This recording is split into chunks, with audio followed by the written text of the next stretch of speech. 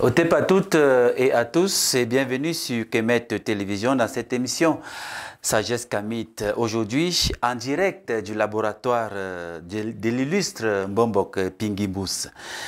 Nous revenons sur un fait marquant, l'événement de Bodmakak au cours duquel la sanction a été prononcée contre certains hauts dignitaires du Mbok qui, en s'alignant dans les arènes de la politique partisane, ont franchi une ligne rouge. Cette sanction rappelle à tous que la charge du Mbombok, héritage des ancêtres, ne saurait être mêlée à des intérêts circonstanciels et profanes, mais demeure ancrée dans la défense des valeurs sacrées de notre peuple. À travers cette discussion, nous allons interroger l'applicabilité de la coercition au sein de l'institution et comprendre en quoi ces décisions sont fondamentales pour préserver l'ordre, la cohésion et l'autorité spirituelle du Mbok afin de conduire sereinement vers le grand Mbambok, l'Ungand Mbambok, la grande fête des ancêtres prévue à partir du 24 novembre sur l'impulsion justement du Mbombok Pingimbus et d'autres dignitaires. Enfin, nous profiterons de cette rencontre également privilégiée pour prolonger ou alors pour plonger dans les profondeurs du Mbok, cette science ancestrale pleine de mystères qui relie l'homme, la communauté et le cosmos. Restez donc avec nous pour ce moment de vérité, de transition et de sagesse au cœur de notre héritage africain. Madame, Monsieur, chers téléspectateurs, permettez-moi d'accueillir avec beaucoup de plaisir le Mbombok Pingimbus que vous connaissez déjà très bien sur les antennes de Kemet et Télévision à travers ses différentes interventions. Alors, Mbombok, au TEP à toi et bienvenue. Au TEP à toi et au TEP à tous les frères africains, à tous les Noirs du monde entier et à tous ceux qui croient en l'Afrique. Pas tous. C'est vrai que c'est toi qui nous reçois chez toi. Peut-être c'était pas à moi de dire bienvenue. La maison du Mbombok ou bien la résidence, la demeure du Mbombok est toujours la demeure du peuple. Donc tout le monde est chez soi, chez le Mbombok. Quand vous arrivez, vous m'accueillez. Quand j'arrive, je vous accueille. D'accord. Merci Mbombok pour cet accueil justement. Nous allons parler de trois sujets, notamment de l'événement qu'il y a eu à Bodmakak, au cours duquel des rituels ont été faits pour sanctionner dans un premier temps ces Mbombok-là, et également pour préserver la paix avant, pendant et après les élections, et surtout pour souhaiter une bonne rentrée scolaire, n'est-ce pas, à nos enfants qui ont débuté justement l'école hier. Nous allons parler aussi du gang Babok, qui est un événement annuel que tu organises du côté de Puma. Et pour terminer, tu vas nous dire, n'est-ce pas, quelques mystères du Mbok. Est-ce que Mbombok Pingimbus se sent à l'aise pour... Je me sens toujours à l'aise de parler du Mbok, quel que soit le moment et quel que soit le lieu. Quand il s'agit de parler du Mbok, je suis à l'aise. D'accord. Alors Mbombok, la première question est celle de savoir, peux-tu nous rappeler le contexte et les raisons profondes qui ont conduit à la sanction de Bodmakak contre un certain nombre de Mbombok? Merci pour cette question, parce que depuis que les sanctions sont venues, il y a beaucoup d'interrogations, il y a beaucoup de questionnements. Ça a fait couler beaucoup d'encre et de salive. L'occasion que vous me donnez me permet de dire aux gens que l'expression dans la confrérie Mbok est assez difficile. Quand le Mbombok sort dans des circonstances comme celle de la dernière fois, ça veut dire qu'il y a péril en la demeure. Je préfère le dire ainsi. Le Mbok est une institution hautement sacrée pour le peuple Bassa et pour tous les peuples du monde entier. Il y a une déontologie qui est suivie et respectée dans le Mbok. Avant, à l'époque de nos aïeux, je le dirais ainsi, la politique politicienne n'était pas acceptée dans le Mbok. Pas du tout acceptée. Parce que le Mbok a un fonctionnement tout à fait politique. Il a une organisation sociale bien faite. Et le Mbombok est celui-là qui est le guide du peuple. Il est le parent de tous. Qui incarne cette organisation. Cette organisation. Il n'a donc pas vocation à prendre des positions partisanes. Maintenant, avec l'évolution, il faut qu'on l'avoue, beaucoup de choses ont changé. On a vu certains Bombok devenir politiciens et faire dans la politique. Je nommerai par exemple Bombok Mayima Type Mandombol que tout le monde a connu. Mais avant qu'il ne devienne homme politique ou bien qu'il rentre totalement dans la politique, les Bombok se sont assis. On lui a donné l'autorisation et l'onction de faire la politique. Il a été dit et il est connu que toute personne qui a des responsabilités dans la confrérie ne doit pas avoir des positions politiques partisanes. Pourquoi? Parce que la règle du respect de l'être, la règle d'impartialité ne peut plus être respectée. Du moment où, par exemple, quelqu'un a une chapelle politique, il est dirigé par les idéaux de cette politique-là.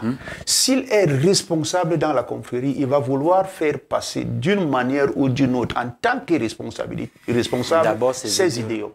Et ces idées, c'est que le Mbok, nous ne le tolérons pas dans le Mbok.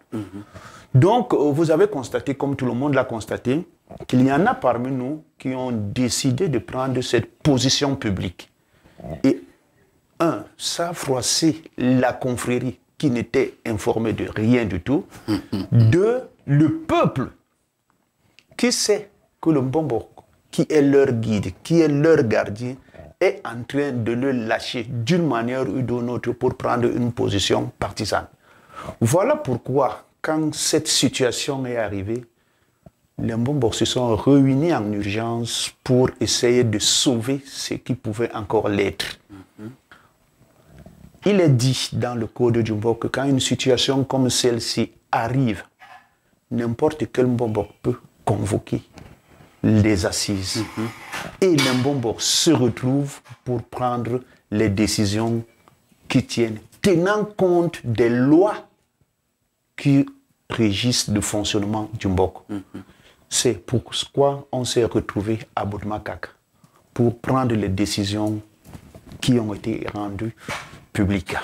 Voilà. D'accord, Mbok. Est-ce qu'aujourd'hui, il n'y a pas une fracture au sein du Mbok, de la confrérie? Parce que, au-delà de Sier Yebga, qui de façon unipersonnelle a décidé de poser sa candidature, mais nous avons également vu un collège de Mbok reçu au palais de l'unité dans le cadre de donner leur soutien au président de la République sortant. Est-ce qu'il n'y a pas une fracture dans la confrérie entre les Mbok? Puisque vous également, vous n'avez pas été au courant de ce collège de Mbok qui est allé justement donner son sentiment. Fracture, je ne sais pas.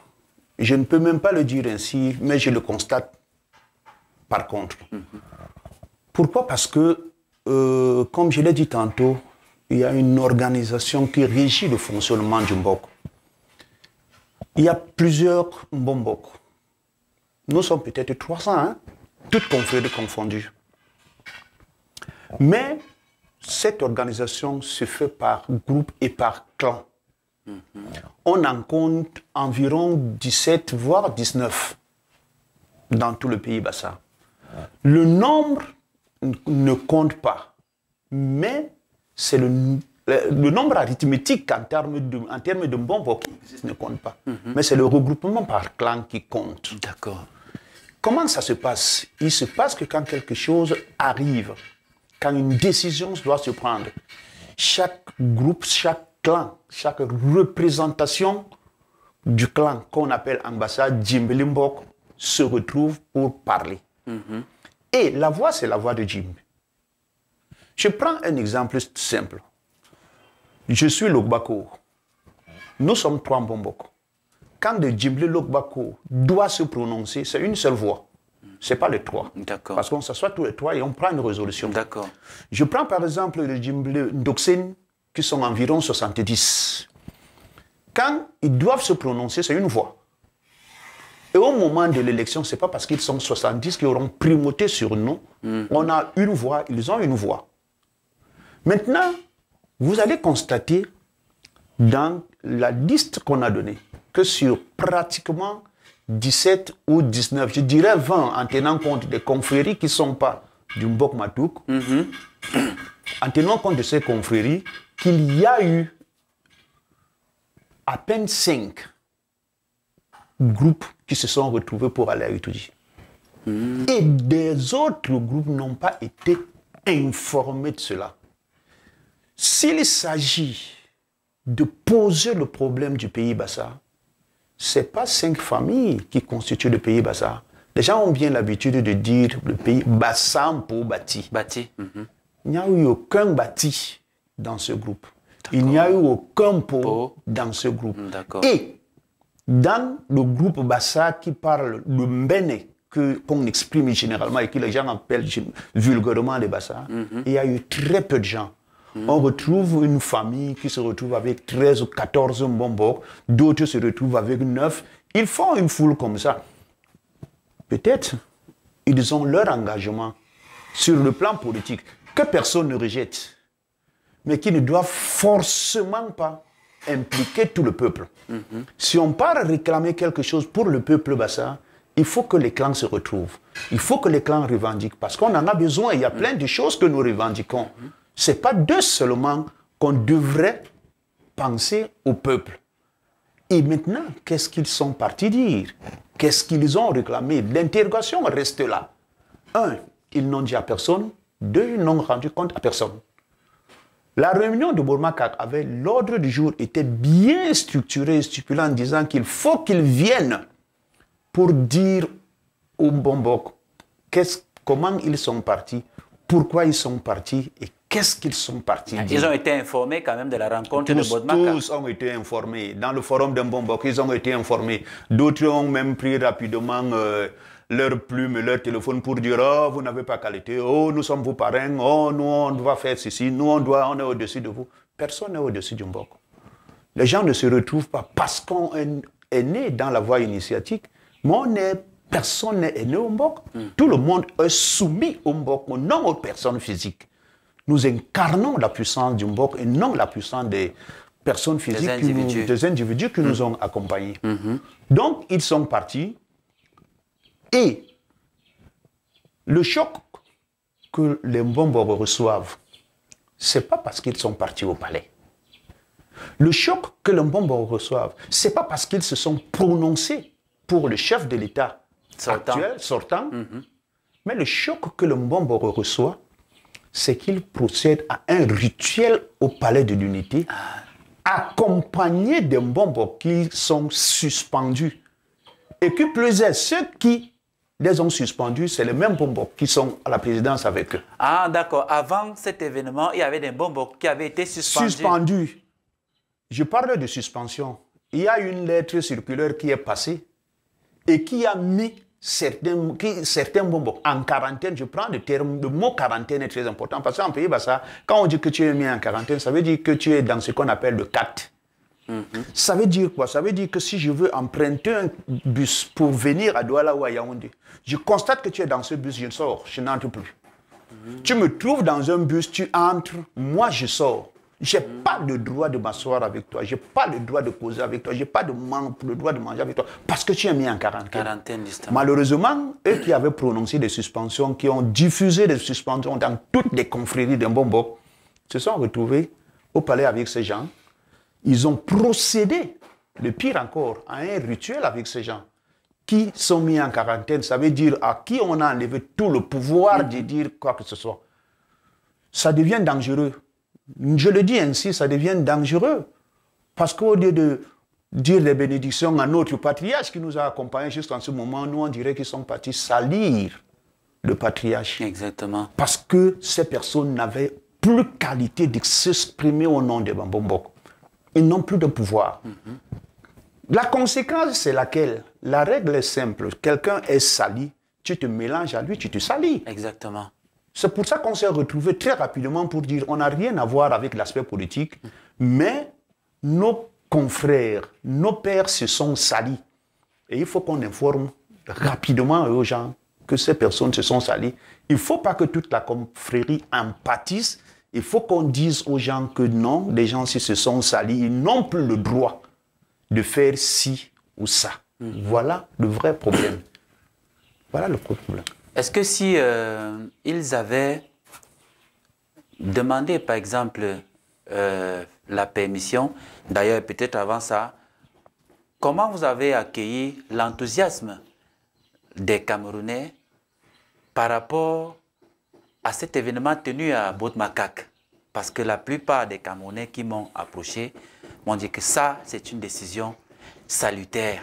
On comprend qu'effectivement, le Mbok dont on avait déjà jeté le propre est véritablement une confrérie initiatique très puissante. Comment est-ce que vous, les Babon Mbok, vous avez accueilli, n'est-ce pas, l'enthousiasme des Camerounais par rapport à ces décisions-là prises là? Nous l'avons accueilli positivement. Positivement, pourquoi? Parce que on était mal quand on partait à Bout-Makak. On avait dit tout des Bambon-Mbok et pire encore du Mbok. Le Mbok reste pur. Il ne se salit pas. Mais nous qui portons la charge d'accompagner le peuple, nous qui avons été investis, si nous cherchons à dénigrer, à dévoyer, à détruire le Mbok, nous disons que c'est quelque chose de pas bien. Je le dis aussi simplement. Maintenant, quand on réagit en prenant position pour le compte du Mbok, le peuple, de retour, je ne peux pas vous dire ce qu'il y a dans mon téléphone. Je ne peux pas vous dire ce que j'entends. Tout le monde a accueilli favorablement la décision. Il y a quelques personnes qui vont vous dire, oh, ceci, cela. Il y a des éléments qu'ils évoquent. Comme ça ne manque jamais. Ça ne manque jamais. On peut toujours leur donner des explications sur ce qu'ils évoquent. Mais je dis que ça a favorablement été accueilli. Mais nous disons que la suspension ne soit pas accueillie positivement. Ce n'est pas ça le problème. Mais les excuses que nous avons demandées au peuple pour l'acte ou bien les actes que nos pères ont posés, puisqu'ils l'ont accueilli positivement, alors nous disons merci. Parce qu'on dit il n'y a pas de Mbok sans le peuple. Si vous êtes Mbok, on vous donne votre sac. Si vous n'avez pas le peuple avec vous, vous ne représentez rien. Exactement. Donc ce peuple, qui à certains moments a le droit de nous juger, il faut qu'on le reconnaisse. Si on fait mal, on doit être jugé. En principe, c'est ça. Quand un Mbok fonctionne avec son peuple, une fois l'an, après 1 an ou 2 ans, il faut qu'il s'assoie avec ces gens, qu'il s'assoie avec la communauté, pour qu'on lui dise, papa, tu nous as conduits pendant 1 an, pendant 2 ans, pendant 3 ans. Il y a des choses qu'on te reproche. Il y a des choses que tu as eu à faire que nous n'avons pas approuvées. Il s'agit de ça, ça, ça, ça. Il prend des mesures correctives et il continue. Exactement. Mais il ne faut pas qu'on s'assoie parce qu'on est un Mbok, parce qu'on a été consacré, on a reçu l'onction de, alors on est au-dessus de tout. Il y a un adage bassa qui dit Banjenjik, dit Banjebilong. Ça veut dire que tu peux manger ou boire le caddie pour quelque chose. Tu peux convoquer la justice immanente pour un acte posé. Mais fais attention, tu ne pourras pas consommer ton peuple. Exactement. Le peuple, on ne le consomme pas. Dans le Mbok est là pour le peuple. D'accord. Alors Mbok, dans la tradition du Mbok, quelle est la place de la neutralité et pourquoi est-il dangereux justement pour un Mbok de se mêler de la politique partisane? Nous allons creuser davantage parce que tu as commencé à répondre à cette question en donnant l'exemple d'un Mbok qui fait dans la politique et qui a une idéologie.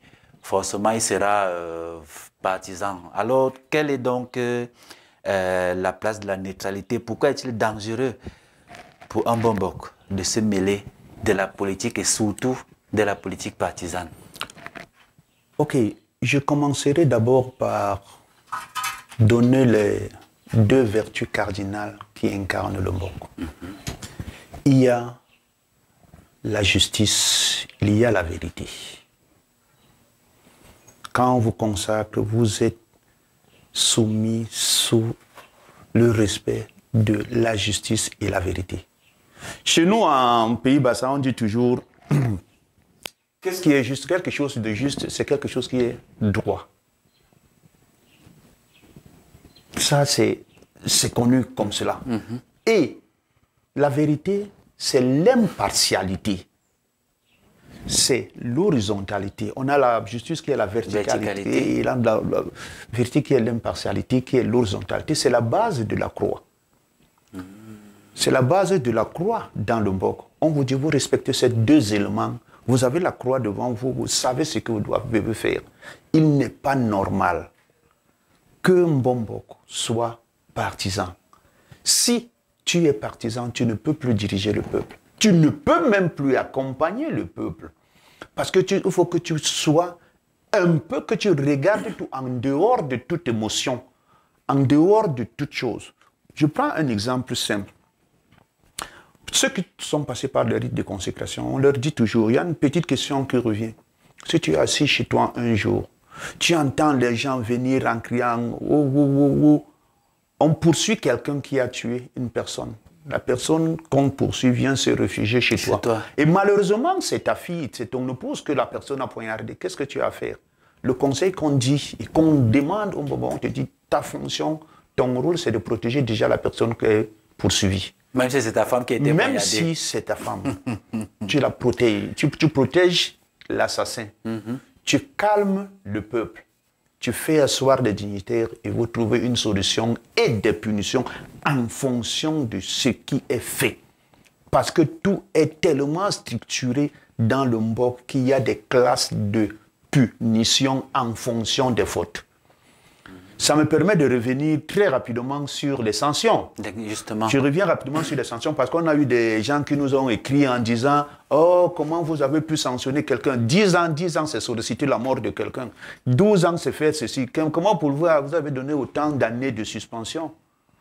Ce n'est pas délibérément qu'on a choisi de donner 10 ans. Quand vous avez suspendu quelqu'un au préalable, en disant « Monsieur Niamsi, vous avez 10 ans, vous ne faites plus ci ou ça ». Quelqu'un d'autre vient faire la même ou bien un rituel avec vous qui avait une suspension de 10 ans. Le minimum, c'est que la personne reçoive aussi les 10 années que vous avez. C'est logique. Il n'est pas normal qu'on commence à dire qu'ils vont recevoir 2 ans, 3 ans, alors qu'ils ont travaillé avec les gens qui ont 10 ans de suspension. Voilà pourquoi on leur a dit, mais coupez leurs 10 ans et continuez avec. Voilà, il n'y a pas de problème. Il y a eu les bonus de 2 ans qui sont passés là pour des gens qui sont responsables dans des confréries. C'est tout, ce n'est pas pour autre chose. Ça n'a pas été fait au hasard. D'accord. Alors, bon, et quelle est la portée spirituelle et sociale d'une sanction de ce type, au-delà de l'aspect disciplinaire apparent? Oui. La portée spirituelle. Il faut comprendre une chose, c'est que le Mbok n'est pas seulement pour les humains vivants. Il est aussi pour nos ancêtres. Et c'est eux qui dirige le Mbok. Pour purifier le peuple, pour rétablir l'équilibre et l'équité, il faut donner des sanctions. S'il n'y a pas de sanctions, il n'y a pas d'équité. Il n'y a pas de justice. Et dès qu'on le fait, nos ancêtres, qui par nous s'expriment d'une manière ou d'une autre, se charge de purifier ce qui était impur et ce qui avait été sali. D'accord. Donc sur le plan spirituel, il faut qu'on s'arrime à eux et qu'on leur dit, on exécute ce que la loi dit, il revient à vous d'appliquer ce que nous avons décidé. D'accord. Bon, sur l'applicabilité de la coercition, beaucoup se demandent quelle est la force réelle de la coercition dans les décisions du Mbok et comment s'assure-t-on de leur respect effectif par les membres concernés? Cette question est très importante. Beaucoup de gens la posent. Généralement, quand vous dites à quelqu'un qu'il est sanctionné, même s'il n'est pas un bonbon, les gens se posent la question de savoir quelle est la mesure coercitive, comment vous allez imposer ou bien obliger la personne à faire ce que vous faites. Dans le Mbok, personne ne sera derrière vous. Personne. Moi, j'ai vu le documentaire que vous avez fait. Bon, vous avez eu le privilège de voir le rituel qui s'est fait. Exactement. Extrêmement puissant. Ce rituel, quand il est fait, on n'a pas besoin de se mettre derrière quelqu'un. On n'a pas besoin. Les ancêtres se mettent derrière vous. Nos pères et tous les autres sont peinés, surtout le pays bassin. On a suivi quand même certaines personnes dire « Oh, généralement, quand on sanctionne un bonbon, ça reste entre nous, hein, dans la confrérie, on n'en parle pas. Cette fois-ci, on était obligé d'en parler. Parce que ça fait pleurer le peuple. Ça fait pleurer le peuple. On a demandé aux ancêtres, on a interrogé l'oracle, on nous a dit il faut en parler. D'accord. Pour que ces gens-là ne continuent pas à salir le peuple, il faut que les gens sachent qu'ils sont impurs. C'est pour ça qu'on... Et maintenant, quand on fait le rituel qui a été fait, les ancêtres se chargent de gérer. Ils se chargent de gérer. Bon, les gens attendent toujours des réactions du tic au tac. Non, ils ont des techniques qu'ils utilisent. Ils ont des techniques qu'ils utilisent. C'était quand même un rituel très puissant. Hein, c'est généralement pas les techniques des humains. Il y a un adage bassa qui dit ça veut dire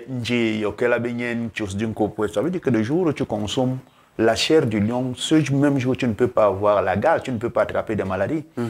Mais dans les années passant, les mois passant, tu peux te retrouver dans des situations où tu commences à te poser des questions. Mais qu'est-ce que j'ai fait? Qu'est-ce que j'ai fait? Moi, j'ai eu vu des familles chez nous où quand on dit que tu es en quarantaine, même les poulets de ton frère voisin ne traversent plus chez toi après le rituel. Ils contournent ta maison, ils ne traversent plus. Ça alors? Donc, ils savent. La mesure coercitive, nous, on essaie, on a demandé, on a dit aux ancêtres, on a fait ce que vous avez demandé à vous, de gérer le reste. Ce n'est plus à nous. D'accord. Bon. Et donc, la dernière question pour sortir de ce sujet. Et donc, la coercition appliquée ici, peut-on la considérer comme un exemple de justice traditionnelle africaine? Justement, si oui, quelles leçons les sociétés modernes pourraient en tirer? Nous avons un gros problème en Afrique. Le droit positif qui gère les sociétés ou le social dans notre pays, ce n'est pas le droit traditionnel, ce n'est pas le droit du Camerounais. C'est le droit français. On nous applique cela. Par contre, si les autorités administratives et judiciaires tenaient compte du mode de fonctionnement et de l'organisation sociale dans toutes les cultures, on aurait même moins de personnes à Kondengui. Moins. Je vous prends, comme je l'ai dit tout tantôt en pays bassin, si on fait exercer la justice telle qu'elle doit s'exercer, on n'a pas besoin d'envoyer quelqu'un à Kondengui. On n'a pas besoin. Tu continues à vivre au milieu de la population, mais tu sens toi-même que tu es en prison. D'une manière ou d'une autre. Tu sens que tu es en prison. Donc, qu'est-ce que je dis pour notre pays, les sociétés modernes? C'est essayer de revoir le mode traditionnel. Comment est-ce que ça se passe?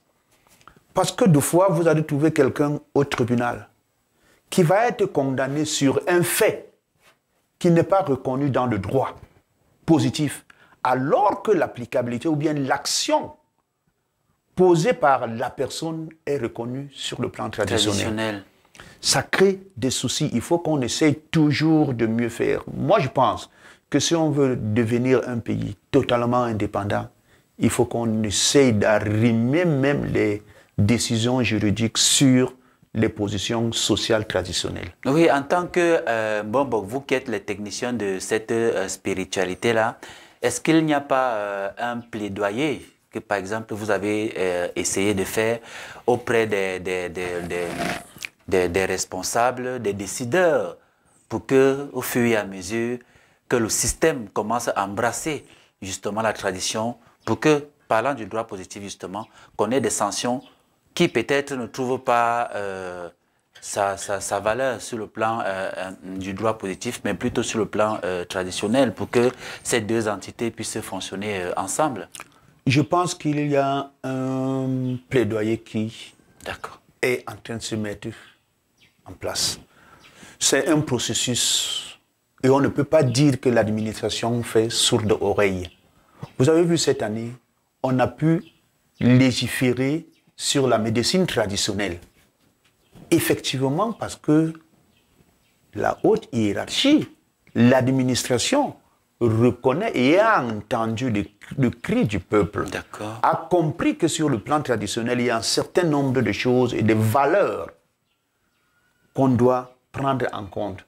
Et progressivement, on va y arriver. Le côté du droit, du côté de la justice n'est pas abandonné.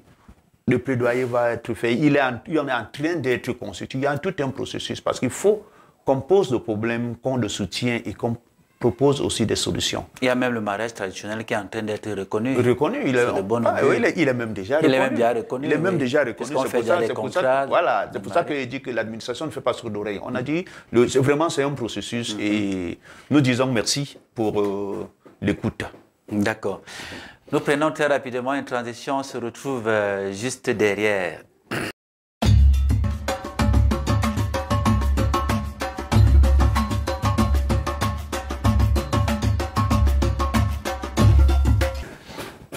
Ok, retour sur le plateau. Nous sommes en direct du laboratoire de Mbombock Pi Gimbous qui a accepté de nous accueillir, n'est-ce pas, dans son domicile aujourd'hui pour produire cette émission. Nous allons passer à un autre sujet, vers Longang Babok, qui est la fête des ancêtres.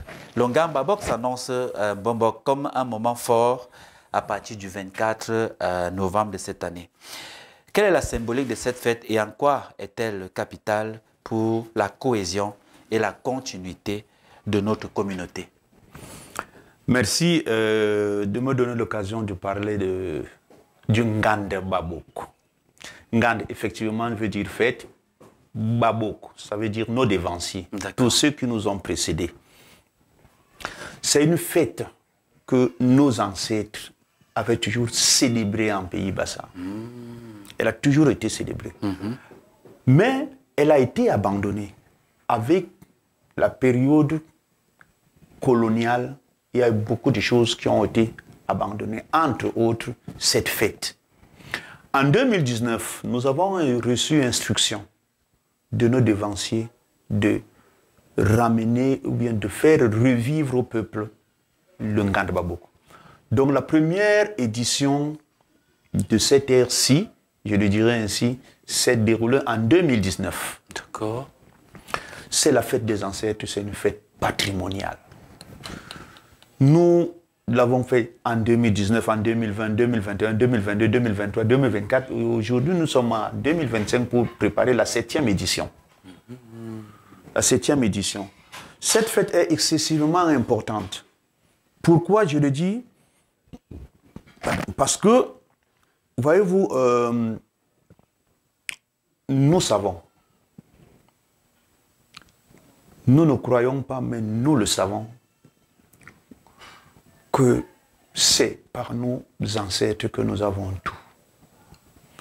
C'est sur les pas de nos ancêtres qu'on va tout recevoir. Le chemin qu'on va suivre, c'est celui que nos ancêtres ont tracé.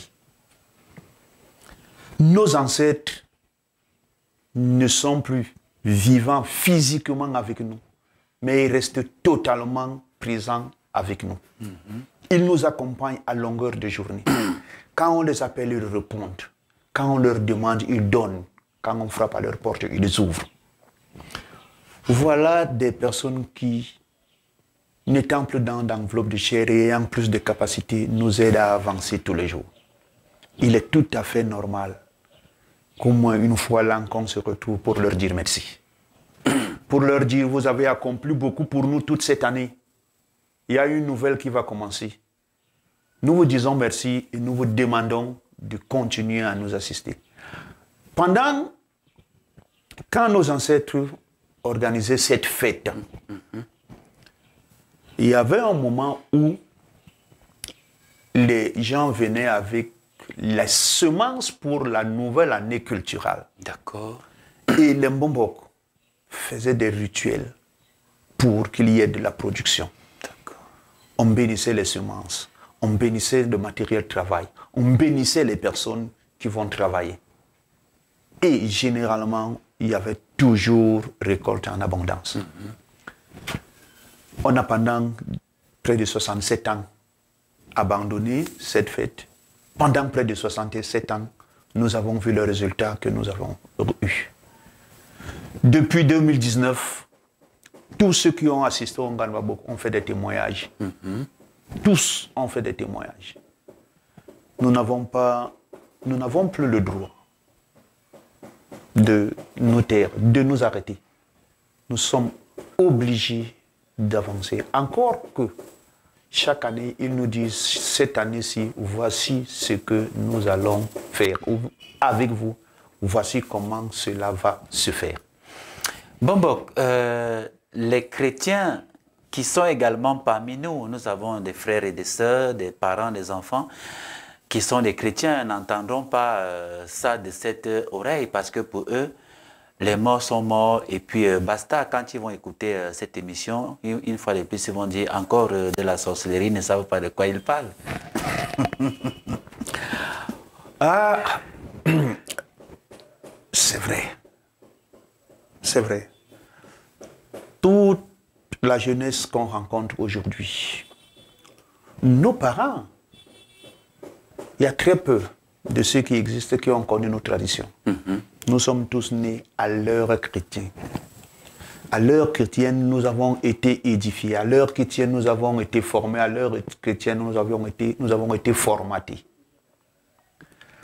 Ceux qui ont eu des prédispositions ont entendu le son de la cloche et sont en train de faire chemin retour. Retour, exactement. N'en voulons pas à ceux qui n'ont pas encore entendu. Quand le disciple est prêt, le maître apparaît. Exactement. Ceux qui ne sont pas encore prêts, il ne faut pas qu'on leur en veuille. Moi, je prends un exemple. Moi, j'ai mon petit frère. Celui qui vient juste après moi. Il est diacre permanent dans le diocèse de Créteil en France. Mais quand il faut parler de tradition, ou bien quand il fait sa prêche, vous avez de la peine à croire que c'est un chrétien comme tous les autres. Parce que le vrai problème, c'est pas que ceux qui dirigent l'Église ou bien ceux qui incarnent la chrétienté dans l'Église ne connaissent pas. Ils connaissent, ils maîtrisent la spiritualité traditionnelle. Ils connaissent la profondeur de cette spiritualité. Mais à certains moments de la vie, nos vieux démons nous rattrapent. Où il faut prêcher pour vivre. Où il faut défendre quelque chose. Il faut dire pour avoir le maximum de clients. Exactement. Ou bien des gens qui sont avec vous, qui vont cotiser à longueur de journée, des fidèles. Je ne vais pas voulu les nommer. Ça fait que certaines personnes sont obligées de dénigrer l'enseignement traditionnel, la spiritualité traditionnelle, parce que le risque qu'on encourt, c'est que tout le monde va dire « Ah, je rentre vers là où étaient mes parents, vers là où sont venus mes parents. Ce qu'on m'a amené de l'autre côté, je n'en veux plus. » Et ça va faire un gros problème. Un gros problème. On va y aller graduellement. On va lui aller graduellement. Ceux qui disent que non, ils ne croient pas, on sait, nos ancêtres sont dehors. Depuis 2019, pas seulement 2019, dans d'autres régions, ils sont sortis longtemps avant. Ils ont touché le cœur, ils sont en train de toucher le cœur. Parce que quand on organise nos rituels en fin d'année, le nombre de personnes qu'on voit dans le rituel nous dit comment ça a changé. Exactement. De 2019 à 2024, j'ai organisé un feu de la traversée ici, en 2024. On a commencé le rituel à 21h, on a fini le lendemain à 11h du matin, avec une foule énorme. Une foule énorme.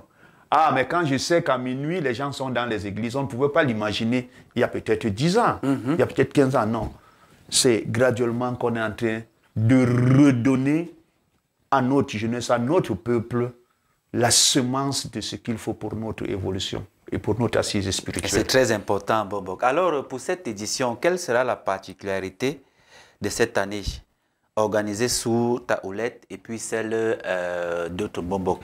Il faut dire qu'on aura l'occasion d'en parler davantage, même dans nos studios, même au village, parce que je vais rappeler aux téléspectateurs que d'ici 2 semaines, on sera au village ensemble. On va en profiter, n'est-ce pas, pour faire à la fois un documentaire et même une émission là-bas, parce que Kemet Télévision aura l'exclusivité de couvrir cet événement. Elle, donc, la mission est de promouvoir justement les valeurs culturelles et spirituelles africaines. Alors, Bombok, Quelle sera la particularité de l'édition de cette année organisée sous ta houlette et d'autres membres? L'édition de cette année est organisée sous la houlette de l'association Yimbok et non sous la houlette de Mbombok Pingimbous. D'accord. L'association Yimbok, c'est l'association qui porte le Ngandababok. J'ai reçu le message en 2019, je me suis chargé de l'énoncer et engagé pour parler avec le peuple et les Bambombo pour commencer. On a commencé, on a dit, il faut que le peuple nous retrouve. Alors on a créé une association qui porte cet événement. C'est cette association qui organise cette année. Les ancêtres nous ont dit cette année, c'est une année de synthèse. Cette année va récapituler tout ce qu'on a fait les six premières années. Ah ça. Pour clôturer le premier septennat et engager le deuxième septennat. Et le chiffre 7, suivez mon regard. Et voilà. je le dirais ainsi. Donc, en fait, il va récapituler les 7 années. Ce qui était la première année, on a fait un rituel qui ramenait à la surface et dans l'expression nos ancêtres. Ceux qui étaient en Gorltuba cette nuit avec nous peuvent témoigner. Jusqu'aujourd'hui, ils le témoignent. La deuxième année, nous sommes descendus à Edea, au niveau de, le cimetière des martyrs, à Équité. Parce que on a perdu beaucoup de gens. Les gens n'ont pas eu de possibilité de faire des rituels, des funérailles pour que ces gens reviennent à la vie. Les gens n'ont même pas lavé la souillure de l'assassinat qu'ils ont reçu. Un rituel a été fait à Équité pour cela. En 2021, des rituels ont été faits pour la semence. On a réduit un peu les actions parce que le coronavirus étant arrivé, on était interdit de faire des recoupements. On a étendu tous les ans. Cette année, on nous demande de faire la synthèse de tout ce qui a été fait depuis 2019. Et c'est ce qui est décrit dans le programme qui va être fait. Il y en a qui dorment encore. Je parlerai de nos ancêtres. C'est pour ça que cette année aussi, on va réactiver à nouveau pour qu'ils reviennent en surface. Eux aussi, pour qu'ils engagent à nouveau avec nous la 9e année et le processus pour avancer. Il y a plein de choses qui sont prévues pour cette semaine. Vous voyez qu'on est à la 7e année, on va faire le Ngandababok pendant 7 jours. Pendant 7 jours, on va faire le Ngandababok. Justement. Donc, alors, Mbobok, peut-être c'est une question que je poserai dans une autre édition consacrée essentiellement à cet événement, mais je peux quand même la poser. Comment est-ce que le peuple et les autres Mbobok ont accueilli le message transmis par les ancêtres à ta personne? Et deuxièmement, quelles sont les difficultés que toi et l'association avez rencontrées jusqu'ici, n'est-ce pas, dans la réalisation de cet événement? Ça m'amuse un peu parce que je revois 2019. Quand je suis parti rencontrer le collège d'Mbombo qui dirige les clans, je leur ai dit, vous savez, moi on m'a donné instruction, on m'a dit, demandé de vous dire qu'on doit faire le Ngandababok. On doit ramener à la surface le Ngandababok. Je leur ai expliqué. Beaucoup se sont regardés. Certains ont approuvé et d'autres non. Je peux même vous dire qu'il y en a qui ont eu peur. Les gens ont eu peur. Les gens n'ont pas manqué à certains moments de me dire « Ah, ce que vous voulez engager là, oh, ceci, cela. » Et les messages sont partis. On a annoncé aux gens comment les gens qui vont encore le Touba, il y aura des accidents de circulation, les gens vont mourir. Il y a certains jeunes qui sont venus me voir avec une peur. Je leur ai dit, moi, les personnes qui m'ont donné l'oracle, je parlerai ici d'une personne connue de tous, Mbombok Djebilek Massanik Mangele et autres.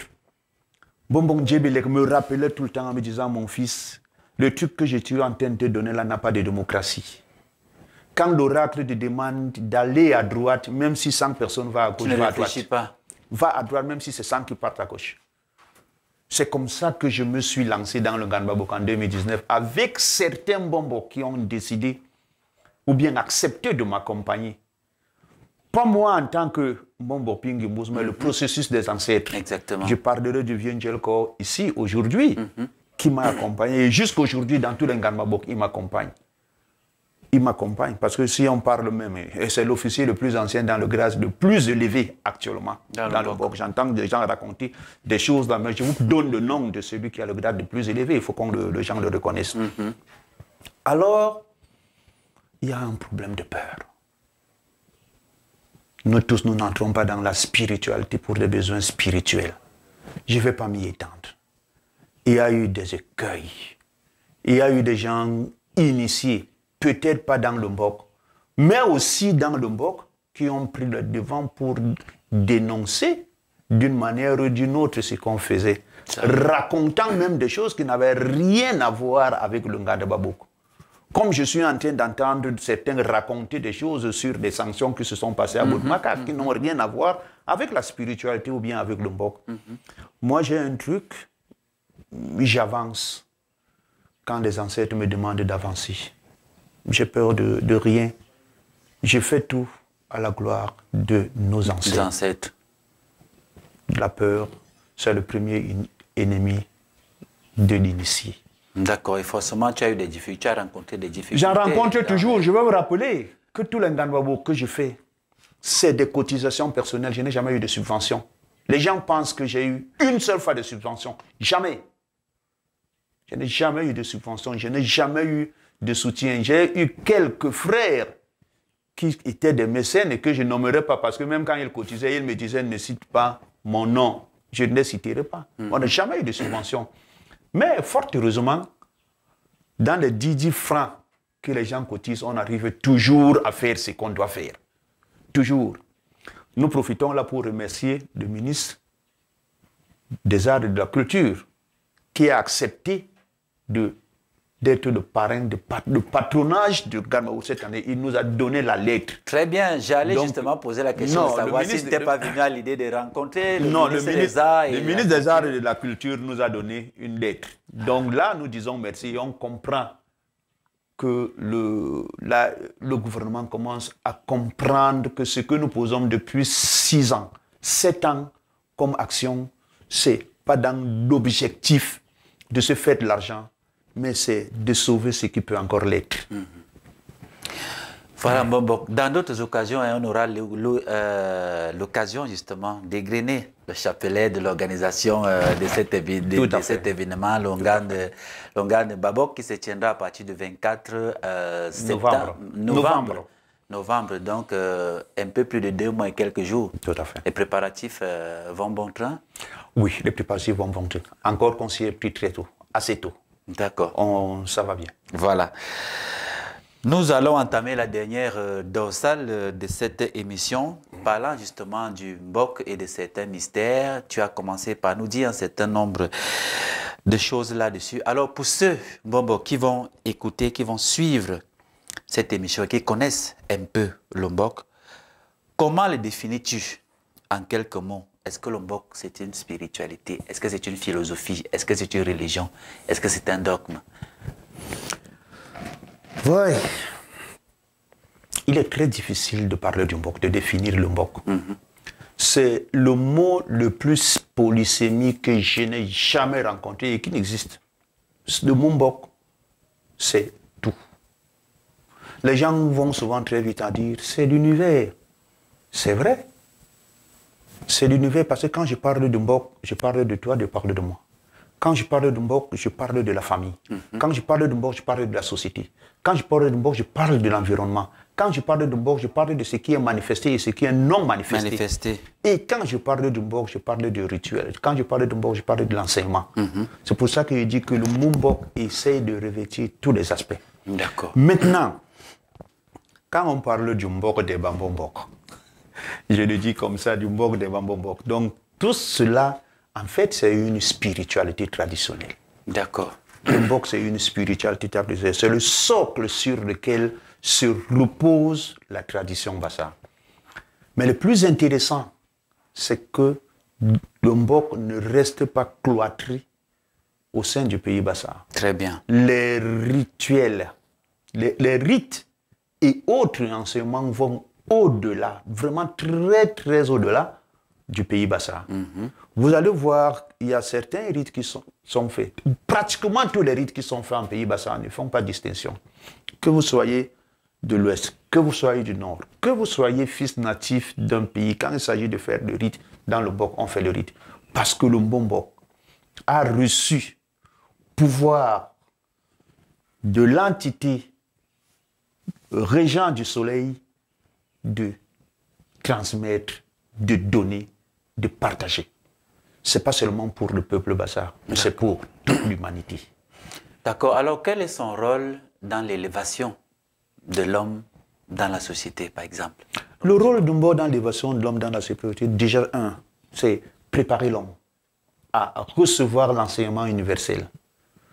Préparer l'homme à nettoyer ce qui peut être comme scorie et tout ce qui peut amener l'homme à niveler vers le bas et lui donner des enseignements qui lui permettront d'aller plus haut.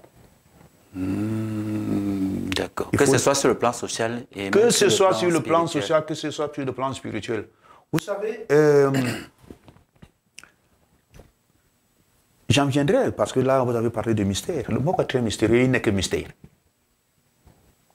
Tout ce qui est Mbok est mystère, qu'on ne nous trompe pas.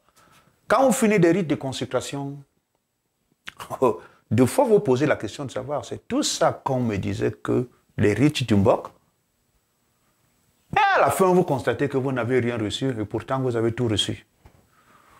Parce qu'on vous a donné le pouvoir de dire, tu étais caméra, je te transforme en voiture. C'est le pouvoir du Mbok. C'est ça même le plus grand mystère. On reste généralement sur la plante en disant quand tu étais une simple plante, aujourd'hui je te transforme en une plante qui guérit. Je vais vous dire un Mbok. Si un Mbok se retrouve en Égypte, il trouve une situation difficile, il est obligé de prendre des mesures. Si elle n'est pas naturelle, il sait que pour résoudre tel problème, il faut prendre telle plante, telle plante, telle plante. Malheureusement, en Égypte, où c'est un peu désertique, il n'aura pas ces plantes. On lui a donné la possibilité de prendre n'importe quoi, même si c'est du sable, et dire à ce sable, à partir de cet instant, je te confère la puissance de la plante X ou Y qui avait mission de faire ça. Il le fait et ça se réalise. Moi, je suis arrivé en Guadeloupe. J'ai travaillé avec des Guadeloupéens. J'ai trouvé des plantes que j'ai reconnues et j'en ai trouvé que je n'ai pas reconnues. Là, il a fallu que j'utilise une plante que je ne retrouvais pas. Je prenais n'importe quelle plante, je parlais et j'ai le résultat. Les gens peuvent en témoigner. Les gens peuvent en témoigner. J'ai le résultat. Je suis monté sur le mont Caraïbe, près de 4500, près de 580 mètres de hauteur pour faire un rite sur le mont Caraïbe. Là où les pères de la Guadeloupe, les pères Ignace ont fait les rites. J'ai fait les rites à cet endroit. Avec des Guadeloupéens, je n'avais pas de plantes du pays Bassa. J'ai utilisé les plantes que j'ai trouvées sur place. On a eu le résultat et on a cueilli notre demande. Et c'est ce pouvoir que confère le Mbok? C'est ce pouvoir que confère le Mbok. Que tu aies la capacité de transformer tout ce que tu dois en ce qui doit guérir. Dans 500 ans, peut-être qu'on n'aura plus le Bubinga. Hein? Exactement. Au rythme où on est en train d'abattre tous les arbres là, on n'aura plus de Bubinga. Mais est-ce que le Mbok va s'arrêter? Le Mbok ne va pas s'arrêter. Pas du tout. Le Bubinga qui est en nous doit se mettre en action. Il doit se mettre en activité. Exactement. Alors, Mbok, quels sont les différents grades du Mbok? Comment on accède à chaque grade? Et quelle est la spécificité de chaque grade dans la pratique même du Mbok? Ah, vous mettez les pieds dans le plat et à ce niveau, ça fait mal. Ça fait mal. Je suis obligé de le dire ainsi parce que des fois, les gens n'aiment pas quand on en parle. Le Mbok, actuellement, a 3 grandes confréries. Il y a le Mbok Matouk, il y a le Mbok Bang, il y a le Mbok Nkoranton. Il y a les 3 grandes confréries connues de beaucoup de gens. Je ne sais pas ce qui se passe dans le Mbok Bang. Je suis honnête de le dire. Quand je vois comment ils pratiquent leur rite, je comprends. Dans le Mbok Nkoranton, je ne sais pas comment ça se passe. Quand je vois comment les choses se pratiquent, je le comprends. Parce qu'il y a des parallélismes dans l'initiation. Maintenant, dans le Mbok Matouk, vous allez entendre les gens vous dire, c'est ce qui est communément enseigné de tout le monde, que le Mbok Matouk a 5 grades. Il y a le Ndombo Kembe, il y a le Yé, il y a le Nso, il y a le Matouk et il y a le Lobaï. Mais moi je dis, tel qu'il est pratiqué maintenant par certains Bombok ou bien par le Bombok, ce n'est que les 5 grades qu'on confère d'initiation aux postulants. D'accord. Par contre, il y en a 10, il faut qu'on le dise. Il y a le Ndombo Kembe, il y a le Hie Mbok, il y a le Nso Mbok, il y a le Matouk Mbok, il y a le Baïli Mbok, il y a le Bé Mbok, il y a le Mongo Mbok, il y a le Makanda Mbok ou le Djangal Mbok, il y a le Nkumbok et il y a le Mbenda Mbok. Les 10 existent. Les gens ont souvent, je ne sais pas si c'est bon gré ou bien par méconnaissance, ignorance qu'ils disent certaines choses. On dit Mbok du Nord, ça veut dire Mbok les doigts des mains. Ils sont combien de doigts? 10. Ils sont 10. Quand on compte le nombre de phalanges, tu en trouveras 14 ici, ça fait 28. 28, ça fait 10. 10, exactement. 8 plus Quand 2. des gens disent Mbok du Nord, ils se retrouvent à vous dire que ça se limite seulement à 5. Il faut qu'on fasse très attention. Ça veut dire qu'on a actionné le côté droit, on a laissé le côté gauche. On a actionné le côté gauche, on a laissé le côté droit. On a le devoir de tout mettre ensemble pour que ça fasse 1. Parce que le Mbok, c'est ça. Il est 1, il est indivisible. Il n'est pas normal qu'on nous dise ceci ou cela. Maintenant, les différents pouvoirs. Je suis peut-être obligé de parler sur le plan social seulement. Comment ça se passe? Quand on fait un rite de Ndombo Kembe, c'est le premier degré. Le Mbombok qui a fait le rite du Ndombo Kembe, il a un pouvoir. Mais généralement, son rayon d'action ne dépasse pas sa famille. D'accord. Ne dépasse pas sa famille. Le deuxième degré, qui est le Yé et le Nso, ne se fait plus en 2 temps. Il se fait concomitamment.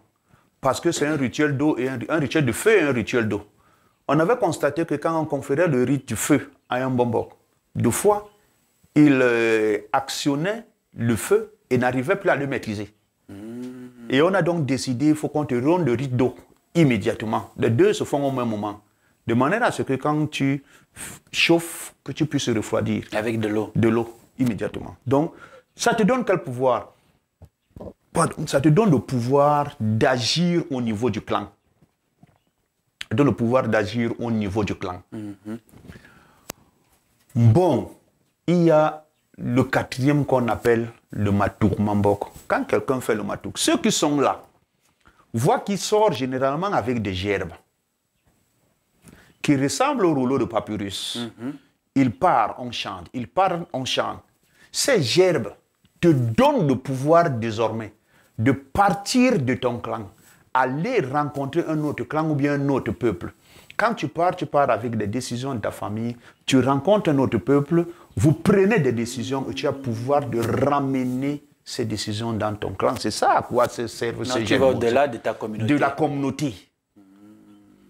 Et quand on te donne le Baïli Limbok, ça veut dire que tu es, on dirait, international. Parce que tu n'as plus de limites. Quoi. Exactement. Tu n'as plus de limites. Maintenant, à partir de ce que j'appelle le 6e degré, les mystères deviennent personnels. On rentre dans le creuset de la personne. On te fait par exemple faire ce qu'on appelle le Bembok. On te fait parcourir des 9 centre énergétique de ton être. Ce n'est plus un problème de la société, c'est un problème de l'être qui est en face de la forme de l'enseignement qu'on te donne, du pouvoir qu'on te confère.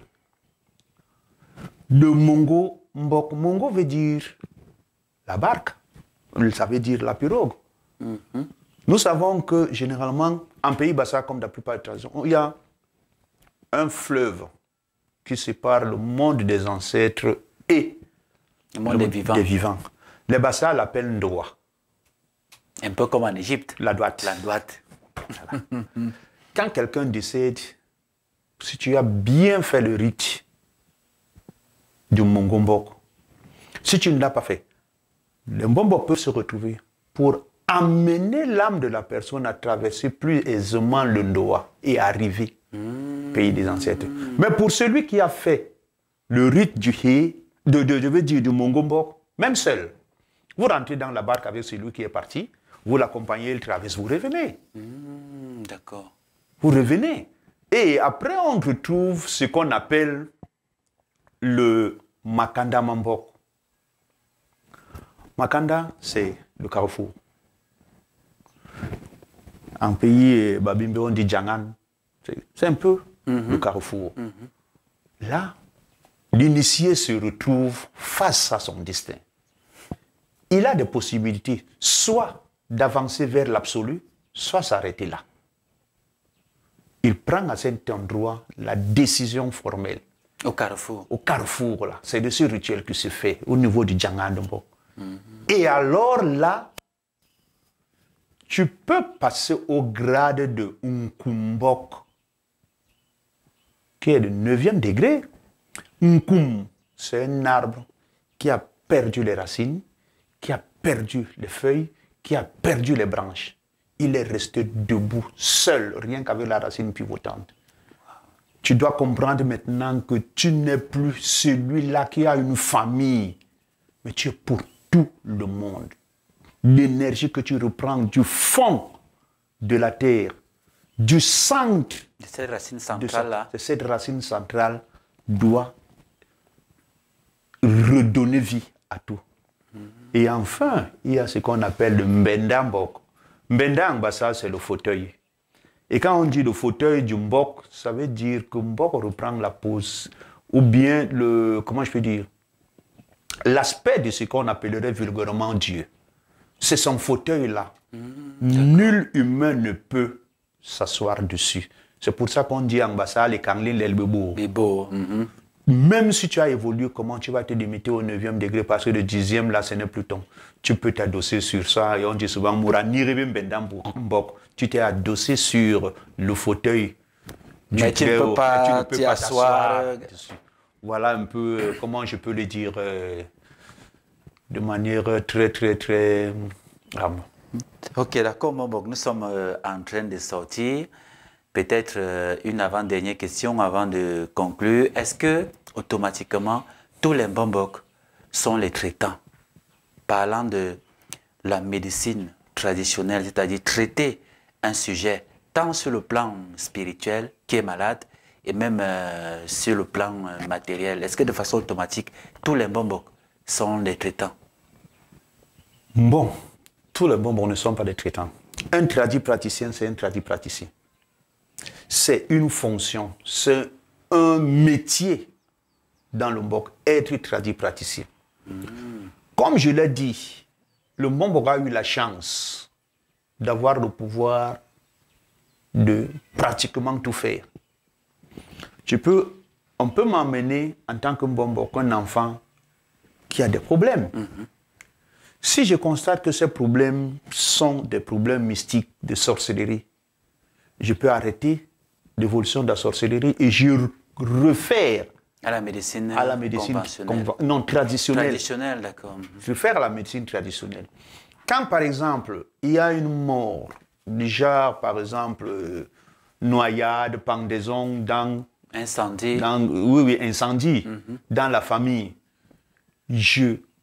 Moi, en tant que Mbombo, je ne suis pas celui-là qui doit nettoyer la souillure. Mais je sais le rituel que je dois faire. Et je refais à celui qui doit nettoyer la souillure, qui est le Mbambara. Tout est organisé comme ça. Le Mbombok est un peu le sachant de tout, mais pas le spécialiste de quelque chose. Par contre, on trouve des Mbombok qui sont des médecins traditionnels. Il a eu à faire la médecine traditionnelle. Moi, je l'ai faite. J'ai fait la médecine traditionnelle avant de devenir Mbombok. Quand il s'agit de faire mes travaux sur le plan de la médecine traditionnelle, je le fais sur le plan de la médecine traditionnelle, pas sur le plan du Mbok. Et à un moment, quand je constate que ça coince, je suis obligé d'actionner le pouvoir que j'ai reçu du Mbok, qui est au-dessus de celui du médecin traditionnel. Je décoince et j'avance. Ok, d'accord. Très important à savoir. Alors pour terminer définitivement, Mbombok, dans un monde moderne en pleine crise de valeurs, quel message le Mbok et ses enseignements peuvent-ils offrir à la jeunesse africaine en quête de repères? Le message que le Mbok peut offrir à la jeunesse africaine en quête de repères, c'est le message de retour aux sources et à la tradition ancestrale. Voyez-vous, nous n'avons pas vocation à dénigrer quoi que ce soit.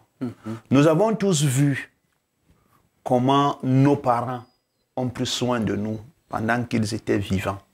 Nous avons vu les sacrifices qu'ils ont faits. Nous nous disons et nous nous posons souvent la question de savoir, est-ce que, après tant de sacrifices, quand il n'est plus dans l'enveloppe de chair, est-ce qu'il peut nous voir souffrir et ne pas nous venir en aide? Pourquoi ne nous les appelons pas? Nous les abandonnons. Et nous nous contentons d'appeler quelqu'un qu'on n'a jamais vu. Étienne, Saint-Étienne, viens m'assister alors que ton père est là, il est tout à côté de toi. Il a souffert pour toi, il est prêt à te soutenir, il est prêt à continuer à te venir en aide. Tu ne l'appelles pas. Tu appelles quelqu'un qui a existé quelque part. Je dis, le message c'est revenons aux sources traditionnelles, revisitons nos ancêtres. Ils n'attendent que ça. Ils sont prêts à nous aider. Et dès qu'on va retrouver le chemin, on ne cherchera plus leur misère à 14 heures. Ils résolveront nos problèmes avant qu'on ouvre la bouche. Merci infiniment, Mbombok, pour cette sagesse distillée une fois de plus aux milliers de téléspectateurs et d'abonnés de Kemet Télévision. Merci pour cette rencontre. Voilà. Ainsi s'achève ce moment privilégié de Sagesse Kamit en direct du domicile du Mbombok Pi Ngimbous. Nous avons revisité l'événement de Bodmakak avec la sanction exemplaire prononcée contre ceux qui ont mêlé l'autorité sacrée du Mbok aux intérêts profanes de la politique partisane. Ces rappels forts viennent témoigner que la parole des ancêtres n'est pas symbolique, mais qu'elle s'accompagne toujours de coercition pour garantir l'ordre, la justice et la cohésion du peuple.